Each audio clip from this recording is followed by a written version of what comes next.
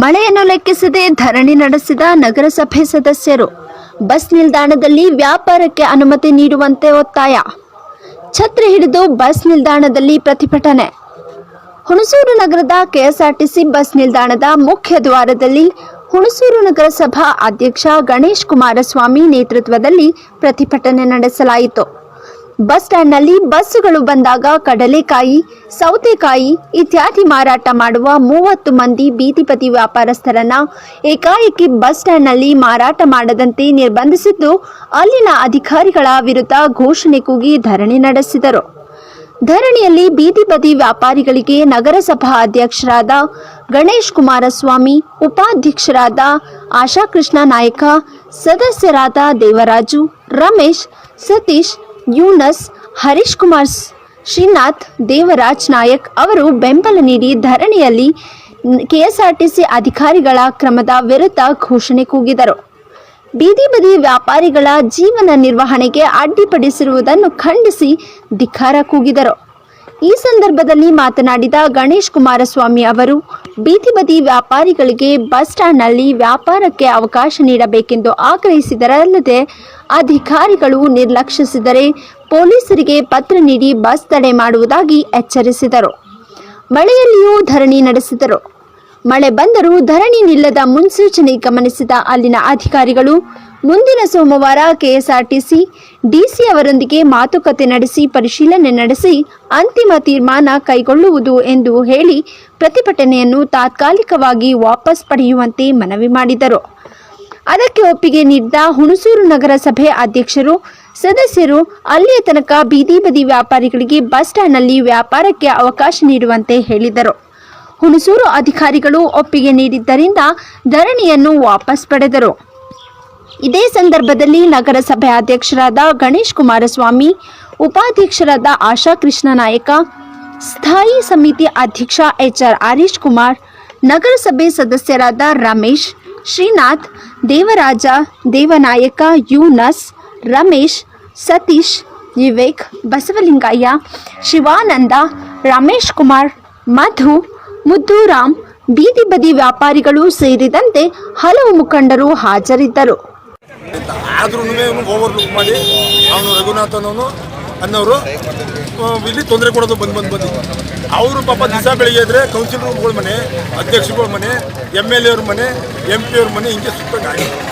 ಅದಕ್ಕೆ ನಾವೆಲ್ಲ ಇವತ್ತು ನಾವು ನಗರಸಭಾ ಅಧ್ಯಕ್ಷರು ಮತ್ತು ನಗರಸಭಾ ಸದಸ್ಯರಾದ ದೇವರಾಜನವರು, ನಮ್ಮ ಸದಸ್ಯರಾದಂಥ ಹರೀಶ್ರವರು, ಸತೀಶ್ ಕುಮಾರ್ ಅವರು, ಶ್ರೀನಾಥ್ರವರು, ಯೂನಸ್ರವರು, ದೇವನಾಯಕರು, ನಮ್ಮ ರಮೇಶ್ರವರು, ವಿವೇಕ್ರವರು, ಆಶಾಕೃಷ್ಣ ಉಪಾಧ್ಯಕ್ಷರು, ಹಾಗೆ ಎಲ್ಲ ರಮೇಶ್ರವರು ಎಲ್ಲರೂ, ಅದ್ರ ಜೊತೆಗೆ ನಮ್ಮ ಶಿವಾನಂದ್ರವರು, ನಮ್ಮ ರಾಘುರವರು, ಹಾಗೆ ಎಲ್ಲರೂ ಸೇರಿ ಕುಮಾರಣ್ಣ, ನಮ್ಮ ಇವರು ಎಲ್ಲರೂ ಸೇರಿ ಆಟೋ ಸ್ಟ್ಯಾಂಡ್ನ ನಮ್ಮ ಸ್ನೇಹಿತರುಗಳು ಎಲ್ಲರೂ ಸೇರಿ ಇವತ್ತು ಸಾರ್ವಜನಿಕವಾಗಿ ಬೀದಿ ಬದಿ ವ್ಯಾಪಾರಿ ಪರವಾಗಿ ನಿಂತಿದ್ದೀವಿ. ನಾವು ಸಂಬಂಧಪಟ್ಟ ಅಧಿಕಾರಿಗಳು ಬಂದಂಥ ಸಂದರ್ಭದಲ್ಲಿ ಅವ್ರದ್ದು ಯಾವುದೇ ಥರ ಪರಿಹಾರ ಇಲ್ಲ. ಇಲ್ಲಿ ಸಾಹುಕಾರರುಗಳು ಇಲ್ಲಿ ಕಾರ್ ನಿಲ್ಲಿಸ್ತವ್ರೆ, ಎಲ್ಲ ಕಾರ್ ಇಟ್ಟಿರೋರು, ಸ್ಟೇರಿಂಗ್ ಹಿಡಿಯೋರು, ದೊಡ್ಡ ಸಾಹುಕಾರರುಗಳು ಕಾರ್ ನಿಲ್ಲಿಸ್ತಾರೆ, ದೊಡ್ಡ ಕಾರ್ಗಳು. ಅವ್ರಿಗೆ ಯಾವ ಕಾನೂನು ಇಲ್ಲ, ಅವ್ರಿಗೆ ಯಾವ ಇದು ಇಲ್ಲ, ನೋಟಿಸ್ ಇಲ್ಲ, ಕಾರ್ ನಿಲ್ಲಿಸ್ಬೇಡಿ ಅಂತ ಇದಿಲ್ಲ. ಅವರೆಲ್ಲ ಸಾಹುಕಾರಗಳಿಗೆ ಅವಕಾಶ ಐತೆ. ಅದಕ್ಕೆ ನಿಬಂಧನೆ ಇಲ್ವಾ ನಿಮಗೆ ಮೆಮೊ ಬಂದಿಲ್ವಾ? ಮೆಮೊ ಬಂದರೆ ನೀವು ಪಾಲಿಸಿದ್ದೀರ ನೀವು ಅಧಿಕಾರಿಗಳು? ಈ ಬೀದಿ ಬದಿ ವ್ಯಾಪಾರಿಗಳು 100-200 ಕೇಳ್ತಾರೆ, ಅವ್ರಿಗೆ ಕೊಡಲಿಲ್ಲ ಅಂದಾಗ ಬಂದು ನಿಂಗೆ ತಡೆಯೋದು ಆಚೆ ಕೇಳೋದು. ಅವ್ರ ಹತ್ರ ಇಸ್ಕೊಂಡು ತಿನ್ಬೇಕೇನ್ರಿ ನೀವು? ಬೀದಿ ಬದಿ ವ್ಯಾಪಾರದ ಹತ್ರ ನೀವು ಕಾಸ್ತಿ ತಿಂತೀರ ಅಂದರೆ ನಿಮಗೆ ಎಷ್ಟು ಜಾಸ್ತಿ ಆಗ್ಬೇಕ್ರಿ? ಇದು ನಾವು ಇವತ್ತು ಇದನ್ನ ಪರಿಹಾರ ಮಾಡುವ ಅಂದ್ಬಿಟ್ಟು ಸಿಂಪಲಾಗಿ ನಾವು ಕೌನ್ಸಿಲರ್ಗಳು 8 ಜನ ಬಂದು ಅಷ್ಟೇ. ಇದೇನಾದ್ರು ಬಗೆಹರಿಲ್ಲ ಅಂತಂದರೆ ನಿಮ್ಮನ್ನ ಹೀಗೆ ನೆಲದಲ್ಲಿ ಕೂರಿಸೋದು ಇಲಾಖೆಗೆ ಅವಮಾನ. ಅದು ಅಷ್ಟೆಲ್ಲ ಹುಣಸೂರಿಗೆ ಅವಮಾನ ಮಾಡಿದಂಗೆ. ಇದನ್ನು ಕೂಡಲೇ ನಿಮ್ಮ ಸತ್ಯಾಗ್ರಹನ ಸೀರಿಯಸ್ ಆಗಿ ನಾವು ತಗೋತೀವಿ. ಇವತ್ತು ಸಾಂಕೇತಿಕವಾಗಿ ಬಂದು ಕೇಳ್ಕೊಂಡು ಏನೋ ಪರಿಹಾರ ಮಾಡ್ತಾರಂತ. ಆ ಪರಿಹಾರ ಮಾಡೋಕ್ಕೆ ಅವರು ಸ್ಪಂದನೇನೂ ಇಲ್ಲ. ನಮಗಿದಿಲ್ಲ, ಆರ್ಡರ್ಸ್ ಕೊಡ್ರಪ್ಪ, ಸರ್ಕಾರದ ಆರ್ಡರ್ಸ್ ಕೊಡಿ, ನಾವು ಹೋಗ್ತೀವಿ. ಸರ್ಕಾರದ ಆರ್ಡರ್ಸ್ ಕೊಟ್ಬಿಡಿ, ಪಾರ್ಕಿಂಗು ನೀವು ಅದ್ರದ್ದು ಆರ್ಡರ್ಸ್ ಕೊಡಿ, ಇವರು ಮಾಡಿದ್ರೆ ಆರ್ಡರ್ಸ್ ಕೊಡಲಿ. ಅವ್ರಿಗೆ ಅವಕಾಶ ಐತೆ ಅಂತ ಇವ್ರಿಗೆ ಆಚೆ ಕಳಿಸಿ ಅಂತ ಇವ್ರಿಗೆ ಆರ್ಡರ್ಸ್ ಕೊಡಿಸ್ಕೊಳ್ಳಿ, ಆಯಿತಾ? ಆರ್ಡರ್ಸ್ ಕೊಡಿ ಅಂತ ಅಂದ್ಬಿಟ್ಟು ನಾವು ಸೌಜನ್ಯವಾಗಿ ಕೇಳ್ದೋ. ಯಾವ ಆರ್ಡರ್ಸ್ ಇಲ್ಲ ಇವ್ರದ್ರ. ಒಂದು ಮೆಮೊ ಬಂದೈತೆ ಅಂತಾರೆ, ಮೆಮೋಗೇನೆ ಅಷ್ಟೊಂದು ಡಿಮ್ಯಾಂಡಾ? ಮೆಮೋಗೆ ಅಷ್ಟೊಂದು ಅಧಿಕಾರ ಚಲಾಯಿಸ್ತೀರ ನೀವು? ಚಲಾಯಿಸಿ, ಅದು ಹಿಂಗೆ ಚಲಾಯಿಸ್ತೀರಿ, ನಾವು ನೋಡ್ತೀವಿ. ಇದು ಮಾರಕ್ಕೆ ಅವಕಾಶ ಕೊಡಲಿಲ್ಲ ಅಂತಂದರೆ ಕೂಲಿ ಕಾರ್ಮಿಕರು 25ರಿಂದ 30 ಕುಟುಂಬಗಳು ಅದು ಜೀವನ ಮಾಡ್ತಾವ್ರೆ.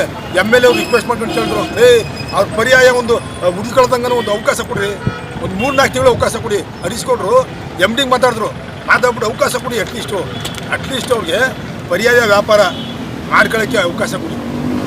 ಏನು ಅಧಿಕಾರ ಅವಕಾಶ ಕೊಡಿ ಅಂದರು, ಅದಕ್ಕೂ ಅವಕಾಶ ಇಲ್ಲ ಅಂತಂದರೆ ಏನು ಮಾಡಬೇಕು? ಅದಕ್ಕೆ ನಾವಿವತ್ತು ಸಾಂಕೇತಿಕವಾಗಿ ಕೂತಿ ಒಂದು ಧರಣಿ ಮಾಡ್ತಾಯಿದ್ದೀವಿ. ಇನ್ನೊಂದು 10-15 ನಿಮಿಷ ನೋಡ್ತೀವಿ, ರಸ್ತೆ ತಡೆ ಮಾಡ್ತೀವಿ. ಒಂದು ಲೆಟ್ರನ್ನು ಕೊಟ್ಬಿಟ್ಟು ನಮ್ಮ ಪೊಲೀಸ್ ಇಲಾಖೆಯವ್ರಿಗೆ ಒಂದು ಲೆಟ್ರನ್ನು ಕೊಟ್ಬಿಟ್ಟು ರಸ್ತೆ ತಡೆ ಮಾಡ್ತೀವಿ. ಇನ್ನೂ ಅದಕ್ಕೂ ಬಗೆಹರಿಲ್ಲ ಅಂದರೆ ಉಗ್ರ ಹೋರಾಟ ಇನ್ನೊಂದು ಡೇಟ್ ಕೊಟ್ಬಿಟ್ಟು ನಾವು ಮಾಡ್ತೀವಿ ಅಂತ ಸಂದರ್ಭದಲ್ಲಿ ಹೇಳ್ತಾ, ಶ್ರೀಕಾಂತ್ ಅಣ್ಣವರು ಇವತ್ತು ನಮ್ಮ ಇದನ್ನ ಇದು ಮಾಡಿದ್ದಾರೆ, ಅವ್ರಿಗೂ ನಾನು ಕೃತಜ್ಞತೆ ತೋರಿಸ್ತಾ. ಹಾಗೆ ನಮ್ಮ ಎಲ್ಲ ಸದಸ್ಯರುಗಳು ಹಾಗೂ ಇಲ್ಲಿರೋರೆಲ್ಲ ಎಲ್ರಿಗೂ ಇದೇ ಥರ ಹೋರಾಟ ನಡೀಲೇಬೇಕು. ಬಡವರ ಪರ ನಿಂತಿರೋ ನಾವು ಸಾಹುಕಾರ ಪರ ಅಲ್ಲ. ಹುಣಸೂರು ಚರಿತ್ರೆನೆಲ್ಲ ಇದೊಂದು ಬಹಳ ದೊಡ್ಡ ಪರ ನಿಂತಿದ್ದೀವಿ. ಬಡವರಿಗೆ ಅನ್ಯಾಯಕ್ಕೆ ಯಾವುದೇ ಕಾರಣಕ್ಕೂ ಬರೀ ಬಸ್ ಸ್ಟ್ಯಾಂಡೇ ಅಲ್ಲ, ಇಡೀ ಎಂಟೈರ್ ಹುಣಸೂರು ನಗರದಲ್ಲಿ ಎಲ್ಲೇ ಬಡವರು ಆಟೋ ಸ್ಟ್ಯಾಂಡ್ ಆಗ್ಬೋದು, ಫುಟ್ಪಾತ್ ವ್ಯಾಪಾರಿಗಳು ಆಗ್ಬೋದು, ಎಲ್ಲೇ ತೊಂದರೆ ಆದರೂ ನಾವು ಸತತವಾಗಿ ನಿಲ್ತೀವಿ ಅಂತ ಈ ಸಂದರ್ಭ ಹೇಳ್ತಾ ನಾನು ಮಾತು ಮುಗಿಸ್ತೀನಿ. ಜೈ ಹಿಂದ್, ಜೈ ಕರ್ನಾಟಕ. Thank you sir.